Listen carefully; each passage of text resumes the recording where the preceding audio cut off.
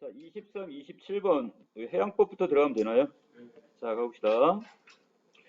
자, 유엔 그 해양법 협약은 해양의 이용을 둘러싸고 발생하는 국가 간의 상반된 이익을 절충하고 이 상황에서 어떤 갈등을 해결하는 규범의 역할을 담당하고 있대요. 같은 어떻게 인근에 있는 그 국가끼리 뭐가 있어? 같은 바다를 공유하고 있을 거 아니에요. 뭐 거기 어떤 자기 영해가 따로 있긴 하겠지만, 자 그래서 만약에 다른 여기 이번 같은 일본 같은 경우에서 방사능 노출된 그 물질들을 그 물을 그냥 바로 어떻게 하면 바다에다 그냥 방류시켜 버리면 그 인근에 있는 우리나라 같은 경우 어떻게 되는 거야? 그만큼 이제 많은 피해를 입게 되니까 이제 그런 경우에 자 여기에 대해서 이것을 어떻게 하냐면 분쟁이 생기게 됩니다. 자 그럼 우리 입장에서 어떻게 하겠어요? 일본한테 야 빨리 지금 너희들 적극적으로 이거 좀 어떻게 해결 좀 해 요구를 하는데 이제 그런데 상대방이 거기에 대해서 어떻게 하는 거야? 계속 나몰라라 해버리면 이때 같은 경우 결과 어떻게 되는 거야? 분쟁이 생기고 이거에 대해서 이제 누군가 해결해 줄 기구가 필요하겠죠. 그게 바로 그 밑에 있는 재판소입니다. 자 가시면 자, 유엔 해양법 협약에 따르면 해양을 둘러싸고 해당 협약에 대한 해석이나 적용에 관해 국가 간의 분쟁이 발생했을 때, 다툼이 발생했을 때 분쟁 당사국은 우선 의무적으로 분쟁 해결에 관하여서 신속히 의견을 교환해야 하며 교섭이나 또는 조정 절차 등 국가 간 합의에 의한 평화적 수단을 통해서 분쟁 해결을 위해 노력을 해야 됩니다. 서로 노력을 하는 거야 이제. 자 이게 가장 기본적인 의무사항이란 말이에요. 자 이러한 평화적 분쟁 해결 수단을 거쳐야 할 의무를 당사국에 부과하는 이유는 그 이유는 국제법의 특성상 분쟁 해결의 원리가 기본적으로 각 국가의 동의를 바탕으로 적용되기 때문에 자, 한 나라 서로 간의 그 동의에 의해서 어떤 문제에 대한 해결책을 찾아가는 과정이기 때문에 자 그래서 서로 그 관계국끼리 관계 나라끼리 만나가지고 어떻게 되는 거야? 거기에 대한 어떤 교섭을 하고 조정을 해야 되겠죠. 자 그런데 만약 이러한 방법으로도 분쟁이 해결되지 못할 경우에 자, 구속력 있는 자 결정을 수반하는 절차에 들어가게 되는데 이걸 우리는 뭐라 한다? 강제 절차다 이렇게 얘기합니다. 구속력이 있다고 했으니까 결국 여기에 의해서 강제 절차에 의해서 어떤 것이 판결이 나면 이제 거기를 따를 수밖에 없다는 뜻이에요. 강제적으로. 강제 절차란 당사자국들이 국제적인 분쟁 해결 기구를 통해 분쟁을 해결하는 절차가 되겠습니다. 이때 당사국들은 자국의 이익이나 분쟁 내용 등을 고려해서 분쟁 해결 기구를 선택할 수 있는데 자, 선택 가능한 기구는 뭐가 있대요 지금? 자, 중재재판소가 있고 또는 국제해양법 재판소가 있습니다. 자, 보통 결론적으로 먼저 말씀을 드리면 그 중재재판소에서 그걸 맡아서 하면 좋아요. 근데 시간이 많이 걸려요. 그러면 어떻게 빠르게 이런 문제 같은 예를 아까 얘기했던 것처럼 방사능 그 오염물 누출 같은 경우는 상당히 심각한 거잖아요. 근데 이거 같은 경우 국가 간의 분쟁 같은 경우 우리 나라 안에서 민간인들끼리의 어떤 소송도 한 1년이 걸리는 게 있는데 국가와 국가 간의 어떤 소송이기 때문에 엄청나게 오래 걸리겠죠. 자, 그래서 이럴 때 급하게 국제해양법 재판소가 나서게 되는 겁니다. 자, 들어가 볼게요. 자, 이런 유엔 해양법 협약에 의해 설립된 분쟁 해결 기구들이 있는데 이 중에 차이점이 뭐냐? 중재재판소는 필요할 때마다 분쟁 당사국 간의 합의를 통해 구성이 됩니다. 자, 그럼 여기 구성은 미리 구성되어 있는 게 없는 거죠. 어떤 사건이 터지면 그때서 이제 구성을 하게 되는 거야. 자, 거기에 비해서 국제해양법 재판소는 상설기구입니다. 이미 구성이 돼 있단 말이에요. 그러니까 시급하게 이런 처리는 여기다 맡기면 되겠네요.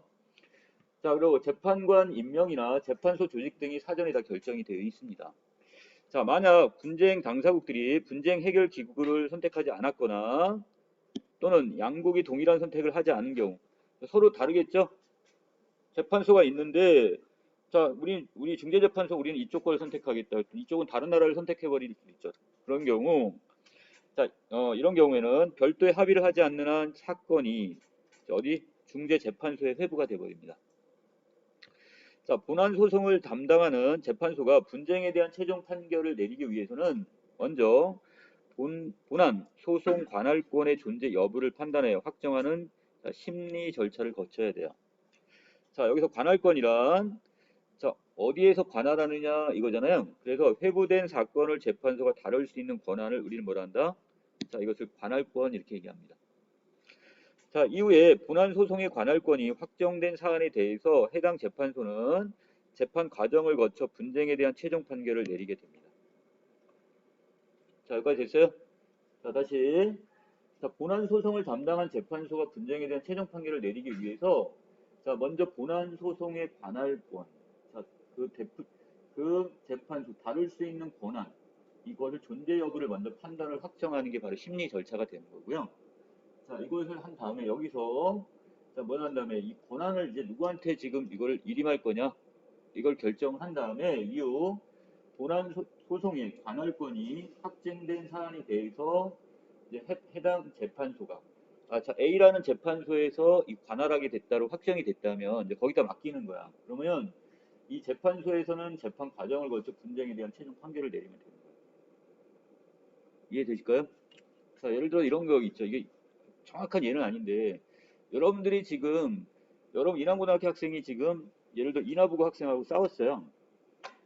자, 이런 경우에 만약에 1차적으로 어디다 관할권을 줄까요? 학교와 학교끼리 되겠어요? 만나서 하면 되겠지만 안 되죠. 그럼 어디로 가야 돼? 경찰서로 가야 되잖아요. 자, 그런데 여러분들이 지금 학교 안에서 그냥 아주 큰 경미한 게 지금 친구끼리 이렇게 치고받고 싸웠어요. 아니면 말다툼을 했단 말이에요. 학교 내에서. 그러면 일단 누구? 담임 선생님이 불러가지고 이야기를 하겠죠? 되나요? 그리고 그 학교 안에서 어떻게 돼? 교칙이 만약에 정해져 있다면 거기에 의해서 처벌을 하면 된단 말이에요. 관할권은 어디에 있는 거야? 학교 안에, 여러분 자체 학교 안에 있단 말이에요. 그런 것처럼 여기에서도 그 관할을 누가 이걸 담당을 할 건지를 어느 재판소에서 담당할 건지를 결정하는 게 관할권을 여기서 확정한다 이렇게 보시면 돼요. 그리고 그 재판소에 의해서 그 판결을 따르면 되는 겁니다. 자, 밑에 그런데 재판의 최종 판결이 내려지기까지 일정 시간이 소요되기 때문에 많은 시간이 소요되는 말이야.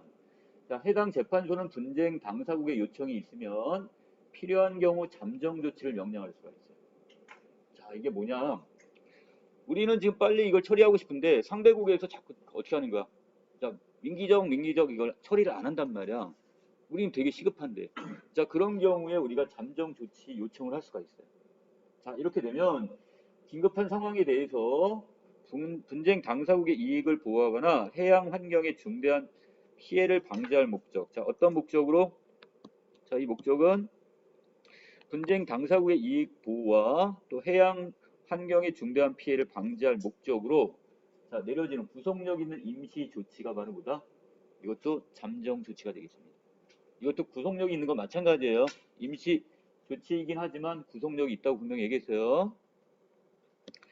자, 그 다음에 잠정 조치는 효력이 임시적이므로 본안 소송의 최종 판결이 내려지면 효력이 종료가 되는 거야. 그러니까 본안에서 이것을 처리하기 전까지 잠정적으로 임시적으로 여기서 먼저 맡아갖고 처리를 하게 된다 이렇게 보시면 됩니다.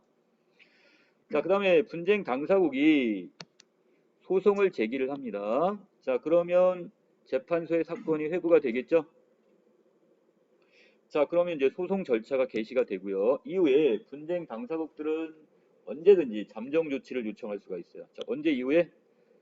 소송 절차가 개시되고 난 이후에 그때 뭘 한다? 잠정 조치 요청이 가능하다는 얘기예요. 자, 일반적으로 잠정 조치는 사건이 회부된 재판소에서 담당하지만 본안 소송의 재판소와 잠정 조치를 명령하는 재판소가 다른 경우도 있어요. 자, 다시 본안 소송의 재판, 이걸 맡은 관할 지역이나 관할 재판소가 따로 있을 수 있고, 자, 잠정 조치를 명령하는 재판소가 다를 수도 있답니다. 자, 이때 본안 소송과 마찬가지로 잠정 조치도 관할권을 필요로 한다니까. 그럼 어디에서 이걸 맡을 거냐? 잠정 조치를. 어디서 관할에서 이걸 처리할 거냐? 이렇게 해야 되겠죠. 임시 조치를. 자, 예를 들어 이런 경우인데요. 자, 먼저 유엔 해양법 협약에 의한 중재재판소의 사건이 회부가 되었지만 사안이 너무 긴급해요. 자, 이런 경우 어떻게 할까요? 재판소 구성을 기다릴 수가 없어요. 그럼 빨리 어디 있다?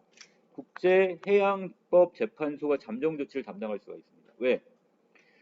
중재재판소는 아직까지 그 판결을 할 이런 것들이 재판관이나 이런 사람들이 아직 구성이 안 됐단 말이야. 시간이 너무 많이 걸리는데 자, 이 경우에 지금 국제해양법 재판소에는 상설되어 있다고 그랬었죠. 그러니까 여기 같은 경우는 바로 그 관할 저기를 맡아가지고 임시 조치를 할 수가 있으니까. 자, 이때 본안 소송을 담당하는 중재재판소의 관할권이 확정되지 않았더라도, 자, 아직까지 중재재판소는 아직 확정이 안 됐어요. 어디서 맡을 건지, 관할 재판소가. 하지만 잠정 조치가 요청된 국제해양법 재판소에서 본안 소송의 관할권을 심리한 결과 중재재판소가 관할권을 갖게 될 가능성이 예측되어야, 자, 이것은 나중에 결국 국가의 어떤 중재재판소에서 이건 맡아서 처리해야 될 사안이다. 이게 확정이 되면 예측되어야 국제해양법 재판소는 잠정 조치의 관할권을 가질 수 있게 됩니다. 자, 기본적으로 잠정 조치에 대한 관할권은, 자, 본안 소송을 담당하는 재판소가 관할권을 갖게 될 가능성이 큰 경우에 인정되기 때문이다. 이렇게 얘기했고요. 자, 결국 마무리합니다. 사건이 회부된 중재재판소의 본안 소송에 관할권 존재 가능성이 예측이 돼야 되고, 앞에 있는 내용 다시 요약하는 거야. 자, 분명히 이것은 나중에 소송이 걸렸을 때 어느 중재재판소에서 맡을 관할권을 이걸 맡아서 처리할 가능성이 존재가 예측이 되고, 분쟁 해결이 긴급하여 잠정 조치의 필요성 인정되면, 자, 잠정 조치의 목적이 이거였죠. 긴급한 조치가 필요한 경우에, 자, 분쟁 당사국의 이익을 보호하거나 해양 환경에 중대한 피해를 방지하기 위해서 바로 어디에서 맡아서 국제해양법 재판소가 잠정 조치 재판을 통해 잠정 조치를 명령할 수가 있게 됩니다. 자, 여기까지 본문 내용 정리 마쳤고요. 자, 23번입니다. 자, 윗글에서 알 수 있는 내용이 적절하지 않은 걸 찾으랬는데, 자, 잠정 조치 재판에서 내려진 결정 구속력이 없다고 했는데, 이것도 마찬가지. 잠정 조치도 왜요? 똑같은 구속력을 갖는다고 했었죠? 자, 여기서 구속력 있다 이렇게 보셔야 됩니다. 자, 그 다음 24번에 자, 모의 재판 부분인데요. 자, 적절치 않은 겁니다. 자, 유엔 해양법 협약에 의해서 가입된 A, B국은, 자, 양국 간에 다 여기 가입이 돼 있네요. 자, 분쟁이 발생해 버렸습니다. 자, 이 경우에, 자, A국은 B국의 공장 건설로 인해서 자국의 인근 바다 해양 오염 물질이 유출될 것을 우려하여 B국과 교섭을 시도했지만 B국이 응하지 않았네요. 분명히 협약에 의했을 때 어떻게 해야 돼요? 적극적으로 나서가지고 서로 간에 어떻게 해야 되는데, 협의를 해야 되는데 이걸 안 했단 말이야. 발뺌을 했단 말이야. B국에서. 추후에 A국은 국제해양법 재판소를, B국은 중재재판소를 통한 재판을 원하였으나, 자, 서로 다르네요. 지금 관할 저기가. 자, 합의를 이루지 못했고, 이후 절차에 따라 양국이 제기한 소송은 재판부에 회부가 되었어요. 회부가 되고 나서는 뭐 할 수가 있다고 그랬어? 급하게 처리를 하기 위해서, 자, 긴급 조치를 위해서 어떻게 되는 거? 자, A국은 오랜 시일이 걸릴 것을 염려해 잠정 조치를 요청을 바로 합니다. 자, 이를 받아들여 재판소는 잠정 조치 명령을 했어요. 자, 이때, 자, 이 중에서 적절치 않은 건데, A국이 요청한 결과 잠정 조치 명령이 내려졌으므로 B국과의 본안 소송 재판은 종결되었다고 그러는데, 말이 안 되는 거죠. 얘는 계속 진행이 되고 있는 거고, 그걸 임시적으로 어디서 맡은 거야, 지금. 이거 잠정 조치 자체가 임시 조치라고 했으니까. 자, 이건 계속해서 계속 가고 있는 겁니다. 지금. 답은 종결이 아닙니다. 그래서. 자, 그 다음 25번 맞나요? 자, 여기서 자, 이게 지금 여러분들 아까 얘기했던 그 해양 분쟁에 대한 전체적인 내용들이에요. 자, 봅시다. 자, 국가 간에 어떤 분쟁이 발생했었어요. 자, 이게 발생을 하게 되면, 자, 이걸 제일 좋은 방법은 뭐야? 평화적인 수단을 써가지고 서로 만나가지고 분쟁을 해결하면 끝나는 거예요. 그렇죠? 자, 그런데 서로 간에 지금 어떻게 돼? 뜻이 맞지가 않아요. 또 나는 일방적으로 한쪽에서는 요구하는데 한쪽에서는 계속 발뺌을 하거나 이런 경우에, 자, 할 수 없이 어떻게 이제 구속력 있는 강제 절차를 들어가게 되는 거죠. 자, 그리고 여기에 의해서 강제 절차에 의해서 이게 분쟁을 해결합니다. 구속력 있게. 중재재판소가 될 수도 있고 해양법 재판소가 될 수도 있고 여기서 맡아가지고 이거를 분쟁을 해결하게 되는 거죠. 자, 이 중에 적절치 않은 건데, 자, D입니다. 강제 절차네요. 자, 이거 D를 진행하는 모든 분쟁 해결 기구는 분쟁이 발생하기 전에 재판소가 구성되어 있다고 그러는데, 자, 아까 어디에서는 국제해양법 재판소에서는 상설 기구이기 때문에 돼 있지만, 자, 나머지 관할 재판소에서는 이게 있다 없다? 이거는 소송이 들어오거나 분쟁이 발생해서 소송이 제기됐을 때 그때에서 여기 있는 거 구성원을 구성하게 되는 겁니다. 자, 그렇기 때문에 모두가 맞지가 않는 거죠. 일부는 맞아요.